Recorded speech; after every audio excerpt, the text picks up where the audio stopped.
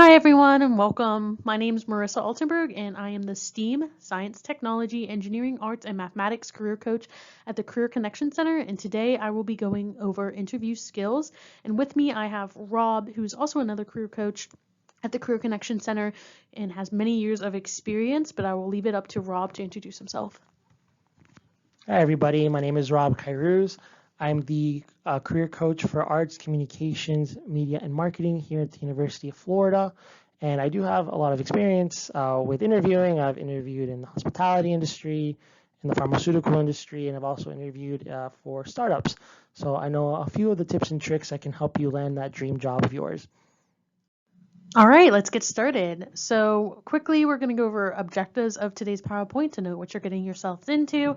The first one would be to explain the purpose of an interview. The second one to explain the structure, process, and types of interviews. And then the last one will be to outline the strategies before, during, and after the interview. All right, let's get to it. We're going to talk about the purpose of an interview. The first one would to be elaborate on your application materials. So everything you submitted, like your resume, your cover letter, things like that.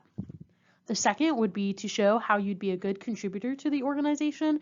So not only are you a good fit for the position, but also how does your role fit into the bigger picture of the organization. Thirdly, to communicate your interest in the position and role. Learn more about the position and the organization, and then lastly, make a positive impression. Rob, would you like to give us some more guidance on this? Yeah, so making a positive impression is it's really important, and I would say it is more than half of the special formula of acing the interview. I have one experience with a relative of mine who came to me, hey, Rob, let's do some career coaching. And I said, let's do it. So we went through everything. We gave him the ABCs of how to interview. And they asked me, hey, Rob, do you mind if you sit in for the interview? Because it was a virtual interview.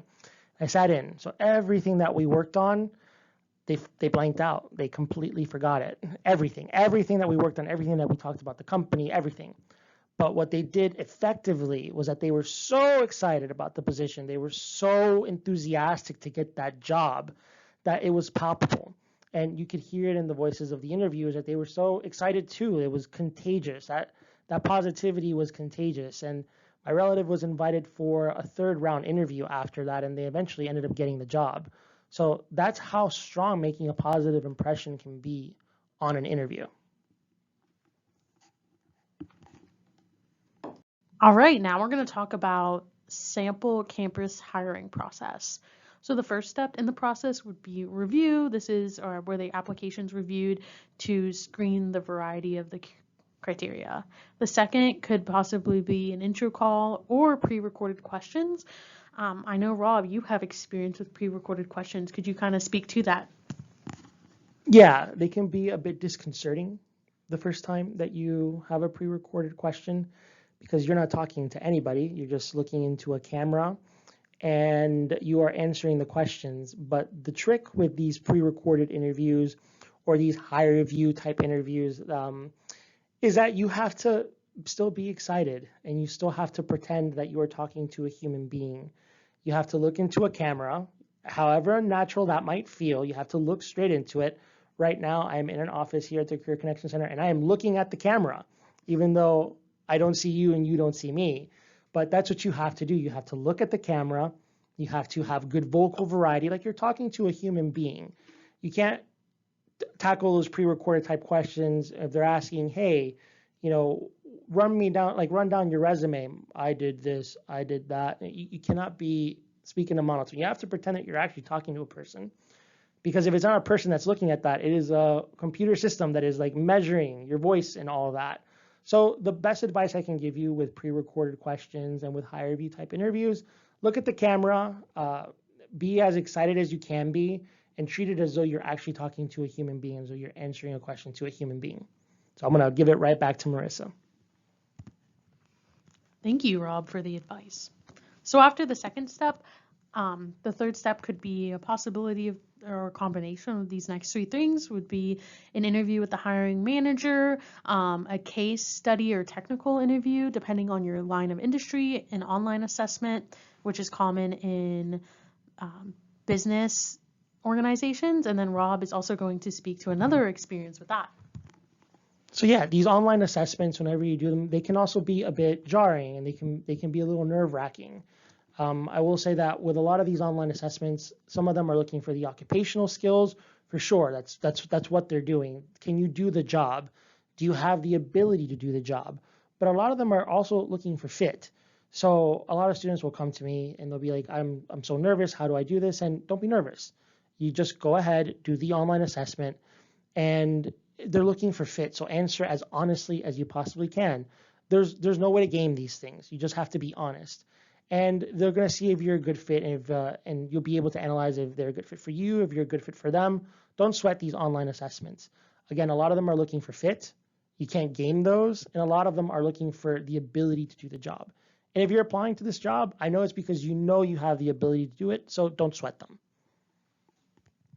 Yes, thank you, Rob. That's a super important point to bring up, is interviewing as much of you interviewing for the job and position in the organization, but also you getting to see how much of a fit you are for that organization and fit.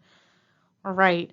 So then the last step that could possibly be is a team fit interview, and typically those are final interview. They're one round just to see again how you fit within the organization. And then the last and arguably most exciting step would be the offer. All right, now that we've talked about the timeline of an interview, we need to talk about the different types of interviews. So the most important thing to gather from this slide would be that you just really need to be prepared and knowing what type of interview you're going into. That way you can answer the questions the most effectively and be strategic. So make sure you do your research and understand the type of interviewing so you can prepare accordingly. And now I'll talk about the basic structure of an interview, starting with arguably one of the hardest things to do in the basic structure of an interview, establishing rapport. So how do I establish rapport, Rob? How do I build a relationship with people? Hey, just, how's the weather doing? How you doing today? Having a little bit of small talk. I know that is sometimes painful to do.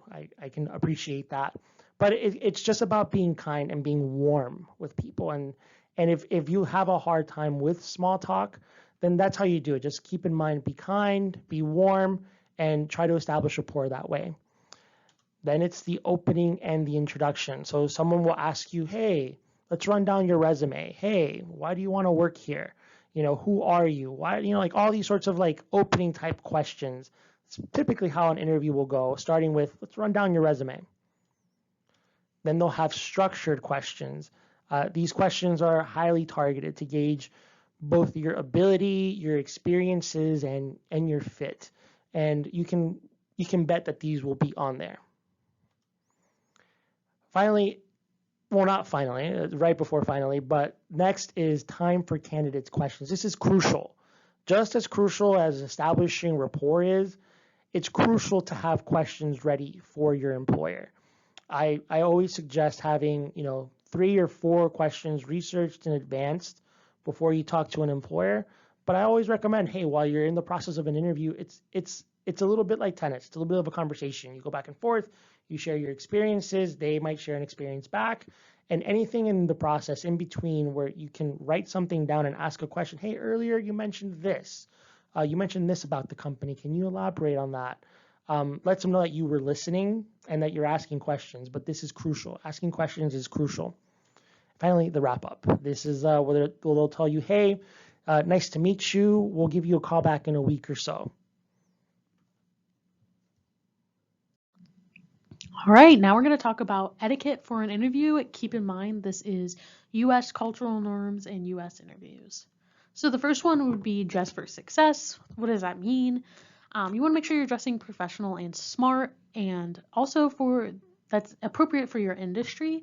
And lastly, that's comfortable. Interviews often take a long time, so you want to make sure that you're comfortable for the interview. The next thing would be first impressions.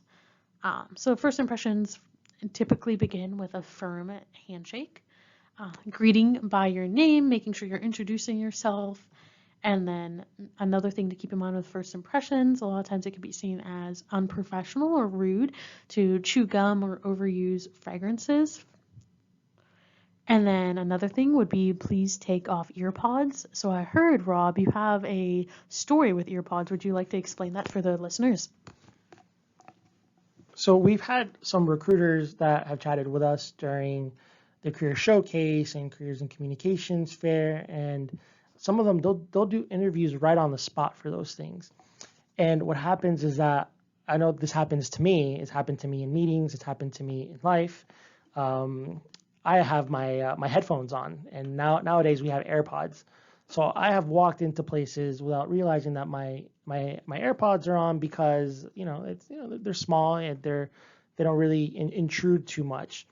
Uh, but when you're doing that in an interview to the interviewer, it might come off as being disrespectful, or you're being flippant, or you don't really care about what's going on. And I know that a lot of times it's because we don't realize we have them on.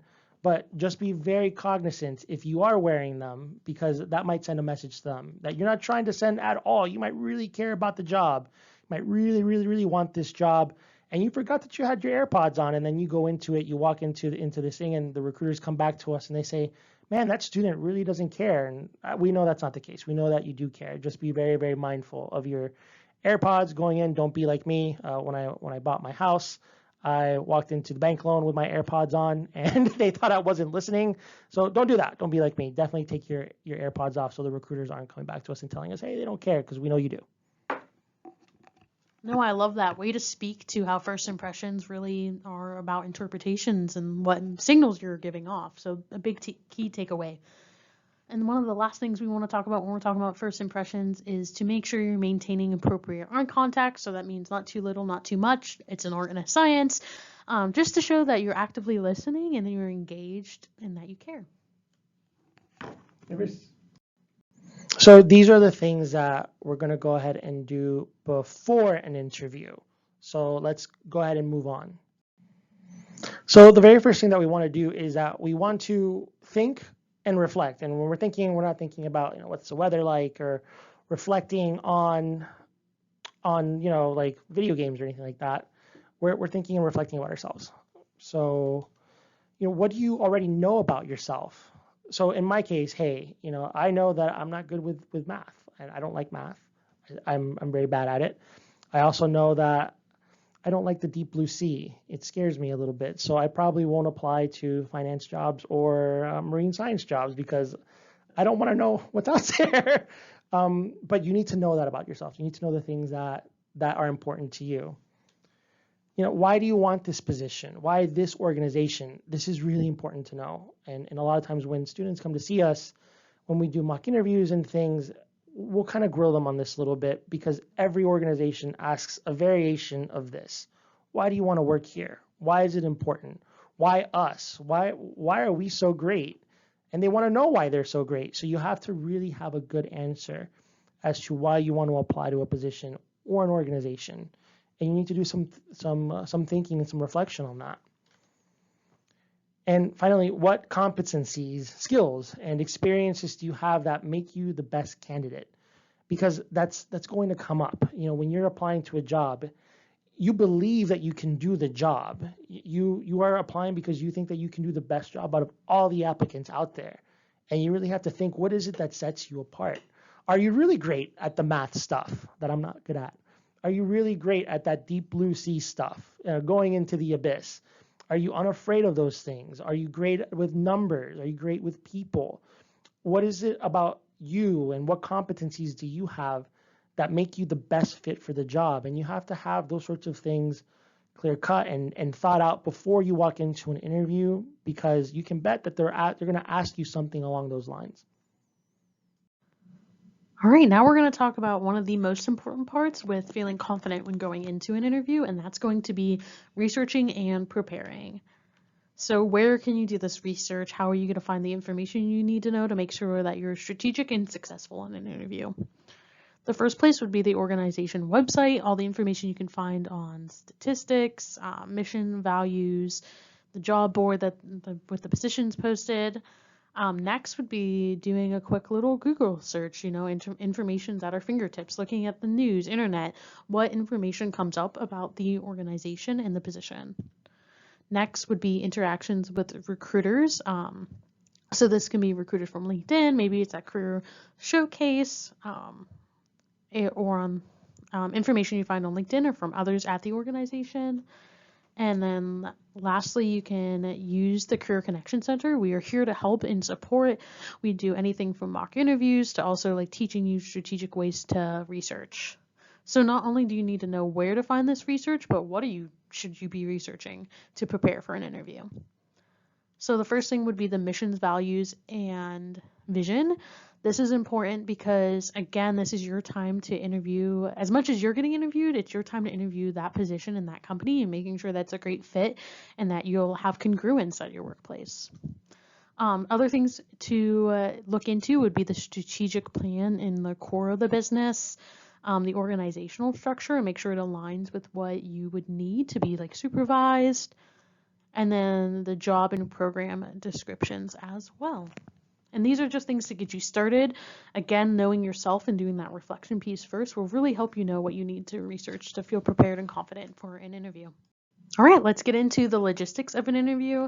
One of the first things to make sure that goes into the logistics would be confirming the time, location, and method. You want to do this a few days or a week before to show that you're using critical thinking and that you're remembering and that you're organized.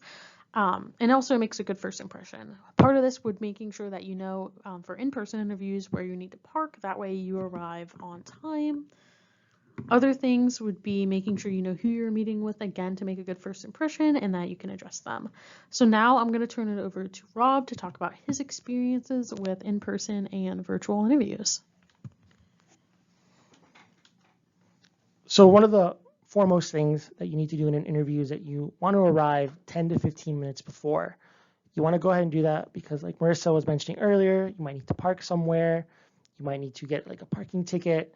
You might spill coffee on you. You might be in traffic. You never know what's going to happen. So just being 10 to 15 minutes early is really the wisest policy.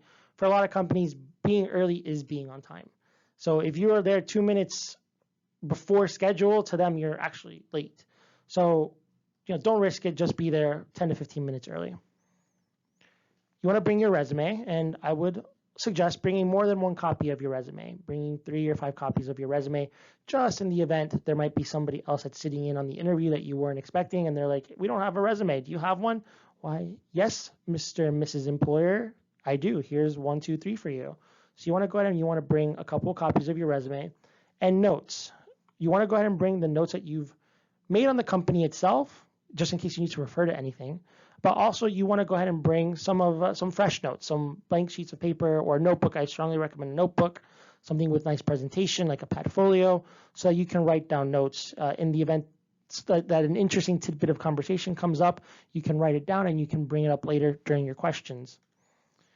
It is better to be overdressed than underdressed. I am the biggest fan of a t-shirt and jeans, but it's probably wiser to go in with a nice collared shirt or a tie or a pantsuit with a nice blouse, with a blazer on your first interview. It's probably wise. Even if the culture is, hey, t-shirts and jeans every day, it might be a good idea to go in there with, looking pretty good. I once applied to a startup in New York City, and the culture there was t-shirts and jeans. Everybody was wearing t-shirts and jeans. My interviewer was wearing t-shirts and jeans.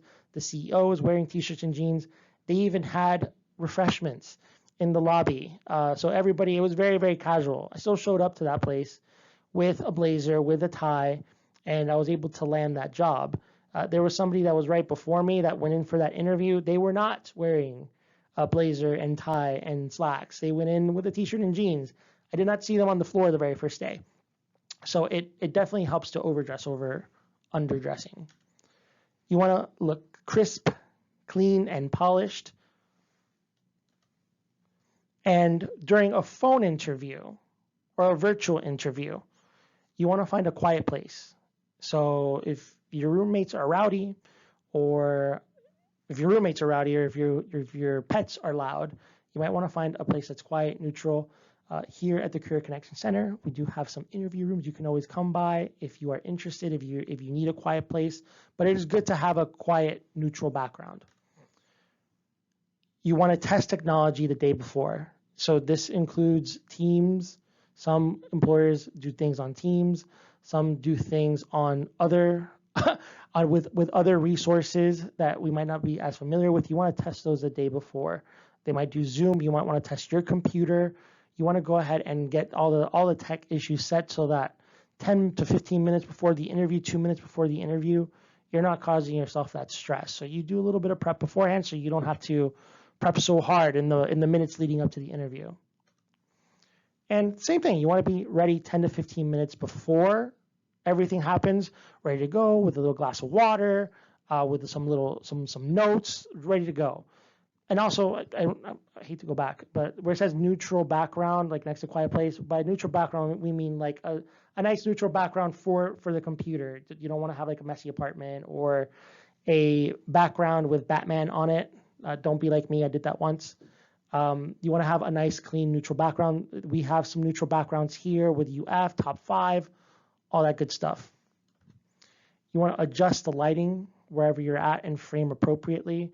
Maybe you don't want to be too close up to the camera. You don't want to be too far away from the camera. You want to be just right. You want to make sure that the light is on you in a good way. You do not need to have all that light on you showing, like the halo over your head. But you also don't want to be you don't want it to be too dark. You don't want them to think that you're Batman, a creature of the night. You want it to be appropriate. And you want to have pen, paper, and documents. You want to have these things at the ready. Again, sometimes in interviews, people say something compelling, something interesting about the company, something that you didn't know. And you want to write that down. And if you're fumbling around for a pen or a paper for documents in the middle of an interview, you'll come off as not being engaged. So you want to have these things ready in anticipation of that. And you want to have a cup of water. You get thirsty sometimes. Sometimes you talk for a while and it's a good conversation and you just need a moment to cool down with some crisp H2O. And know your space, know where your things are. Like what your space is, but just know kind of where your pens are, where it's comfortable, where you can recline, where the light is. Just be familiar with your environment. All right, now we're going to go into tips and tricks and resources for practicing interviewing. So one of the first thing is mock interviewing. This is something you can do on Gator Career Link to take videos and hear yourself and know what you sound like during an interview and get industry-specific interview questions. This is something you can also do with a career coach at the Career Connection Center when you make an appointment on Gator Career Link. Practice mock interviews, that's the word I was looking for, is an option. Another thing is Career Connection Center is doing a new workshop called Ace the Interview, where we will practice behavioral interview questions and also technical interview. Another thing would be Express Drop-In. These our hours can be found on career.ufl.edu, and these are hours that you can come in, no appointments needed, and they're 15-minute consultations with a career coach. And lastly, like I mentioned, we have career planning appointments where you can do a mock interview. This can be with an industry-aligned career coach, so a career pathway coach such as Rob and myself, or a general career coach. And then this is a 30-minute consultation to really get into industry-specific mock interview questions and things of that nature. So now we're going to transition to during the interview. So something that is important during the interview is to be yourself. It's to be authentic. And you do this by your body language and your verbal communication. You want to go ahead and you want to be open and engaging. You want to be relaxed, but not laid back. With that, you convey that in your tone. Okay, if you don't want to be too casual in your language, you don't want to be too casual in your language. So you want to be professional. It's okay to be humorous. It's okay to crack a joke. It's okay to say certain things, but be professional. With your body language, you don't want to be closed off with your arms closed and it's like you're cold and you're closing. You want to go ahead and you want to be open and confident and relaxed. And you want to smile as you are excited to share your stories. And really what it is to convey that excitement that you have for the position, for your stories, conveying them in a way that is engaging. If you are talking to an employer and you are talking like this, we went ahead and we did the marketing project. We assigned the roles to various people. We did market research. That's great. You're going through your stories, but you're not showing a palpable excitement. But if you say it like this, We contributed to a great marketing project. There were 3 to 5 people on our team. We reached an audience of 500 people with our materials, and it was fantastic. We went ahead and we got an A on the project, and everyone was happy. If you convey that excitement in a way that is, engaging, and that you're focused like on your tone and how cool that story is, it'll land. It'll land very well. And we're going to go ahead and also chat about putting yourself in the interviewer's position, because there is another aspect to this. Yes, this is important to talk about. Thinking about interviews, because really, like Rob was touching upon, is that interviews are a professional conversation, and interviewers are people just like us, and we need to make sure that we are putting ourselves in the interviewer's shoes, because interviewers might be nervous too. They have a role that they need fit, and they're trying to find someone to show that. And then again, it is a conversation, just a professional conversation. It's fine to verify your understanding of the questions, and oftentimes I hear from employers that's something that they love when students do that or interviewers do that, because it shows that you are critically thinking and you want to make sure that you understand their question to give the best communication possible. And then lastly, something that's widely important would be answering all the questions. Sometimes interviewers will give questions that have multiple parts to them, so you want to make sure that you're answering everything to show that you're actively listening. Another part of the interview would be interview questions. So here we put together a slide of possible interview questions that you should probably prepare and practice to make sure that you're strategic. So you can pause the screen now to kind of read through and take notes to make sure you practice them before you go ahead into an interview. All right, now we're going to talk about the highlight portion of the interview. This can usually be done with behavioral questions that are like, tell me about, describe. They're asking you to show behavioral, and the best strategy on answering them is to do that storytelling method, because remember, this is a professional conversation. So the storytelling method we coach about in the Career Connection Center is the STAR method. STAR stands for the S stands for situation. So it's the detailed context, the background information, the where and the when typically. You have to remember, putting yourself in the employer's position, they've never lived this experience. They don't know this situation. So you want to make sure that they have enough information to understand what you're talking about and what was going on. The T is task. You want to describe the challenges and expectations. This is usually the what and the why in the storytelling model. And then 2, it lets them know that you have critical thinking skills and you know what tasks need to be done. Another important thing that employers look out for is A, action. This elaborates your specific action, and this is the how you did something, and a lot of times it'll elaborate on skill sets you have. And then the last is the R. Employers look for results or reflection. You want to explain your results and outcomes of the efforts, because in any story you don't want to leave a resolution untold. So it lets them know too, like what results that you bring to the table. So now we're going to practice the STAR method using Rob and ask him an interview question. So Rob, could you tell us about a time you worked in a team? Thank you, Marissa. So I was a part of a team known as the Avengers. They are also known as Earth's Mightiest Heroes. We started about 10 years ago in New York City. And what we do is that whenever a big bad comes, like Loki, or big talking robots, or menacing armies from the sky, we take care of them, because again, we're the Avengers, and we're the Earth's Mightiest Hero, with people like the Hulk and Captain America and Black Widow, and a lot of really cool marquee people work on this team. One of the specific issues that we had was that there was one bad guy named Thanos. He came along, and he was really tough, really, really tough guy. And he collected these 6 Infinity Stones that control reality and all these other things. He snapped his fingers, and poof, trillions of people and persons all over the universe they disappeared, because Thanos was a bad guy. So what we did in order to rectify Thanos being the bad guy and getting rid of half the universe's population is that we created a plan. So we created a time machine to go back in time to undo what Thanos did. We developed time travel suits.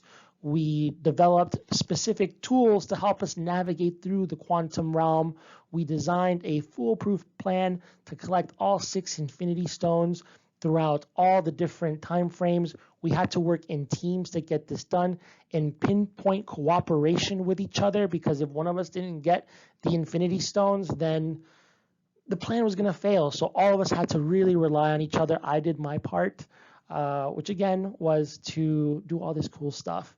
And what happened was that we confronted Thanos, we beat him, we were able to go ahead and get trillions of people back by snapping our fingers with the 6 infinity stones and defeating Thanos once and for all.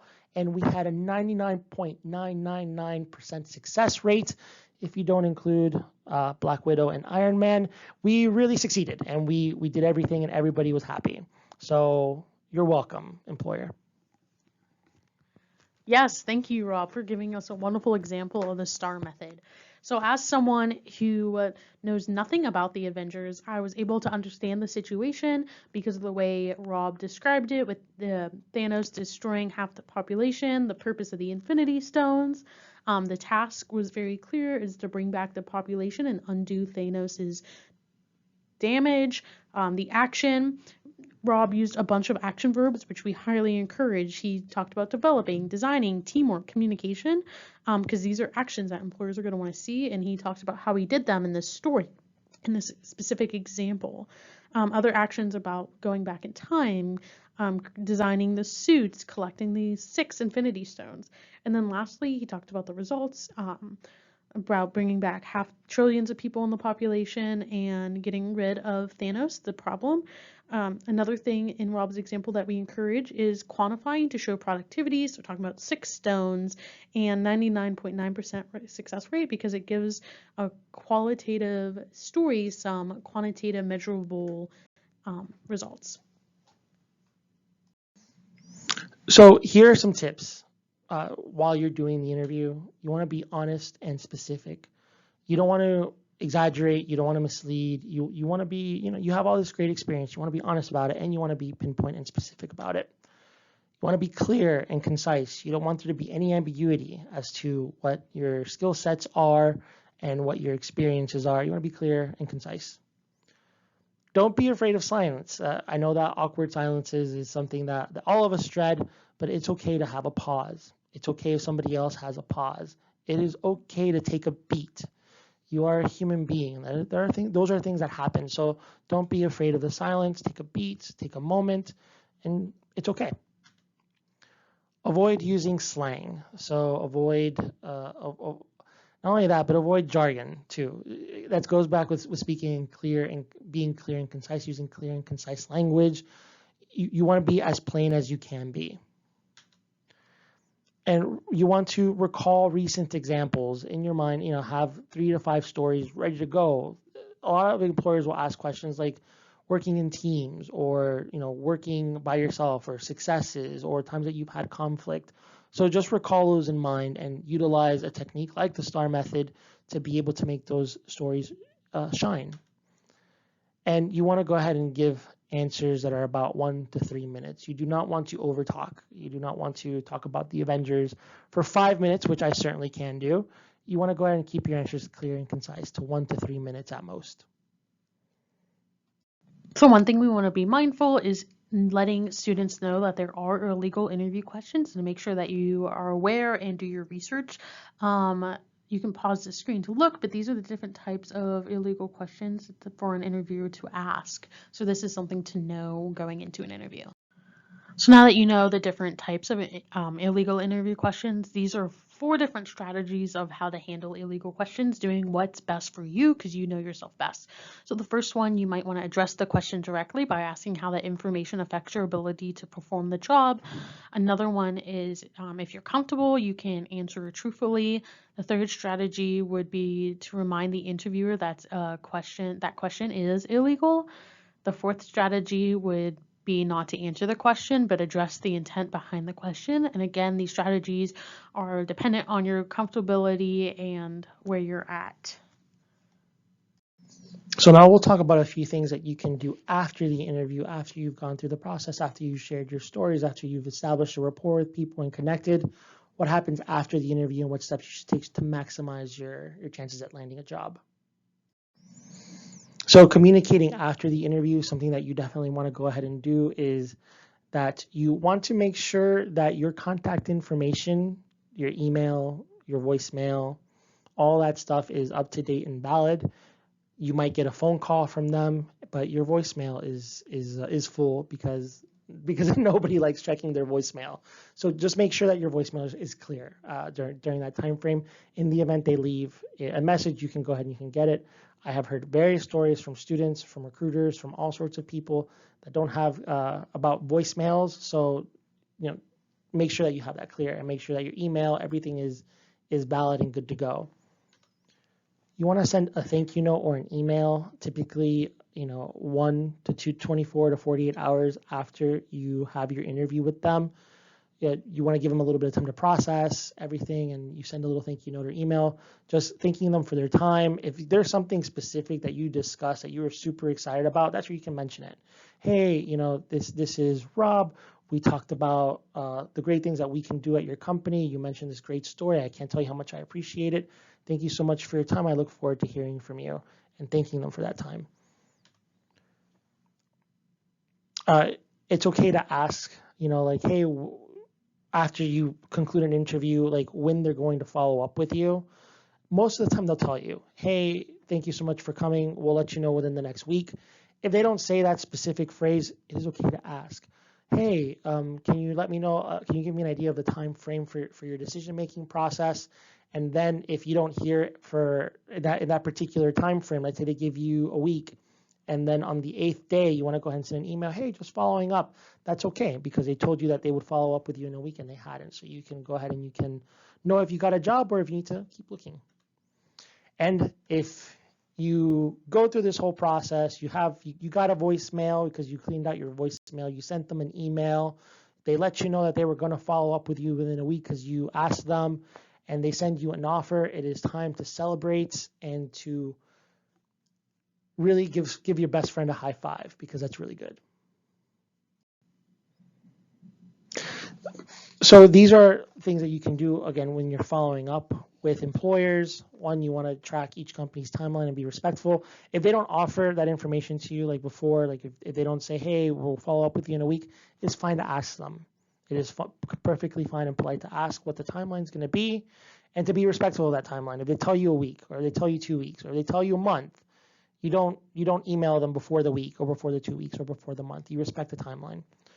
When it comes to getting a job, persistence does not pay off. So you do not want to keep emailing them and emailing them and emailing them. I know it can be nerve-wracking to wait for a decision, especially if it's a company that you really, really, really, really want to work for, and that's fine. But for a lot of recruiters and employers, constant checking up is not a value add for you. But if you check in once or twice, if the timeline has passed, that's perfectly cool. And if you don't move forward in the interview process, if they say, hey, we're going to go another direction, or we found another applicant, it's perfectly fine to ask them for constructive feedback as to what you can do to get better and to make yourself a more desirable applicant for the next job that you're going to apply to. So these are a few things to keep in mind in your follow-up. All right, and one of the last things we want to reiterate is the resources that are available at the Career Connection Center. Here is a link to the interviewing strategies guide that we have on our webpage to take a look at to help you prepare for interviews.